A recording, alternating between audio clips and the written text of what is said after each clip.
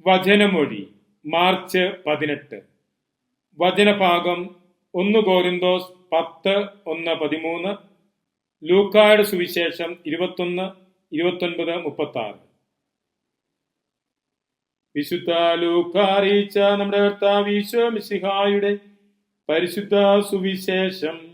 ഒരു ഉപമയും ഈശോ അവരോട് പറഞ്ഞു, അത്തിമരത്തെയും മറ്റു മരങ്ങളെയും നിരീക്ഷിക്കുവിൻ. അവ തളിർത്ത് കാണുമ്പോൾ വേനൽക്കാലം അടുത്തിരിക്കുന്നുവെന്ന് നിങ്ങൾ അറിയുന്നു. അതുപോലെ ഇവ സംഭവിക്കുന്നത് കാണുമ്പോൾ ദൈവരാജ്യം സമീപിച്ചിരിക്കുന്നുവെന്ന് മനസ്സിലാക്കിക്കൊള്ളുവിൻ. സത്യമായി ഞാൻ നിങ്ങളോട് പറയുന്നു, എല്ലാം സംഭവിക്കുന്നതുവരെ ഈ തലമുറ കടന്നു പോവുകയില്ല. ആകാശവും ഭൂമിയും കടന്നുപോകും, എന്നാൽ എന്റെ വാക്കുകൾ കടന്നു പോകുകയില്ല.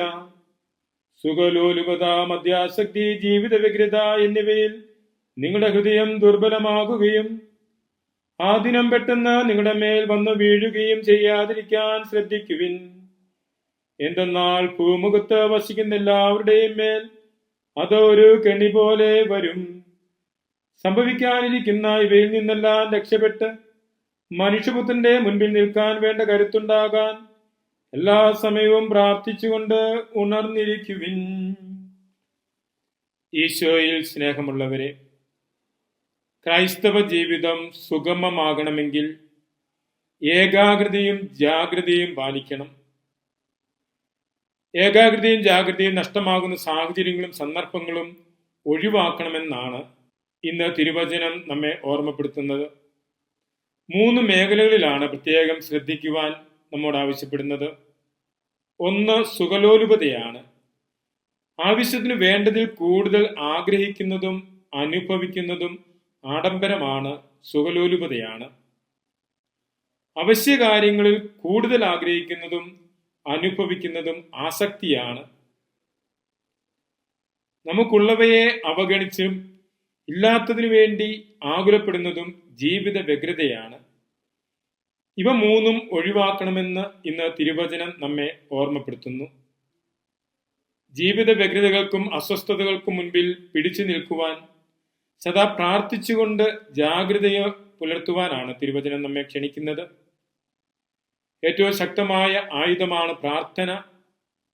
അതുകൊണ്ട് തന്നെ ഏറ്റവും കൂടുതൽ പിശാച് നമ്മെ കുടുക്കുന്നതും പ്രാർത്ഥനയിലാണ്. നമുക്ക് ആത്മീയ മയക്കം നൽകി അവൻ ഉണർന്ന് പ്രവർത്തിക്കും. ഉണർന്നിരുന്ന് പ്രാർത്ഥിക്കേണ്ട അപ്പസ്തോലന്മാരെ മയക്കി കിടത്തിയിട്ട് ദൈവപുത്രന് കൊലക്കളമൊരുക്കുവാൻ അവൻ അക്ഷീണം പ്രയത്നിച്ചു. പിശാച് നമ്മെ നശിപ്പിക്കുന്നത് പ്രാർത്ഥനയിൽ നിന്ന് നമ്മെ അകറ്റിക്കൊണ്ടാണ്. പ്രാർത്ഥന പലപ്പോഴും കേവലം ചടങ്ങുകളായി മാത്രം മാറുമ്പോൾ, ശാരീരിക ക്ഷീണമൊക്കെ പറഞ്ഞ് പ്രാർത്ഥന വേണ്ടെന്ന് വെക്കുമ്പോൾ നമ്മിൽ ഉപേക്ഷാ മനോഭാവം ഉടലെടുക്കുന്നു. അപ്പോൾ ദൈവാശ്രയബോധം നഷ്ടപ്പെടുന്നു. ദൈവാശ്രയബോധം ഇല്ലാത്തവനെ ദൈവവും കൈവിടുന്നുവെന്ന് വിശുദ്ധ വിൻസെന്റ് ഇപ്പോൾ പറഞ്ഞിട്ടുണ്ട്.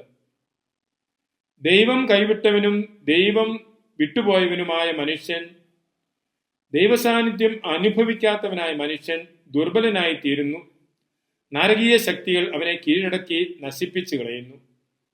ആത്മീയ ജീവിതത്തിന്റെ ശത്രുവായ പിശാചിന്റെ ആക്രമണത്തെ ചെറുത്തു തോൽപ്പിക്കുന്നതിനും അവനെ ആക്രമിച്ച് കീഴ്പ്പെടുത്തുന്നതിനുമുള്ള മാരകായുധങ്ങൾ സംഭരിച്ചു വെക്കുന്ന ആയുധപ്പുരയാണ് പ്രാർത്ഥന. നമ്മുടെ ആയുധപ്പുര ശക്തമാണെങ്കിൽ നമ്മൾ സുരക്ഷിതരായിരിക്കും. അനുദിന പ്രാർത്ഥന കൊണ്ട് ആയുധപ്പുര നിറയ്ക്കുവാൻ നമുക്ക് പരിശ്രമിക്കാം. ദൈവിക സാന്നിധ്യം നിറഞ്ഞു നിൽക്കുന്നിടത്ത് തിന്മയുടെ പ്രലോഭനങ്ങളും തിന്മയുടെ ശക്തിയും പരാജയപ്പെടുന്നു. ഈ നോമ്പ് കാലഘട്ടം ആത്മീയതയിൽ നിറയുന്നതിന്, ദൈവ സാന്നിധ്യ ബോധത്തിൽ വളരുന്നതിന്, അങ്ങനെ തിന്മയെ വെറുക്കുന്നവരും നന്മയെ മുറുകെ പിടിക്കുന്നവരുമായി മാറുവാൻ നമുക്ക് പരിശ്രമിക്കാം. ദൈവകൃപ പ്രാർത്ഥിക്കാം. മിശിഹ നമ്മെ അനുഗ്രഹിക്കട്ടെ. ആമേൻ.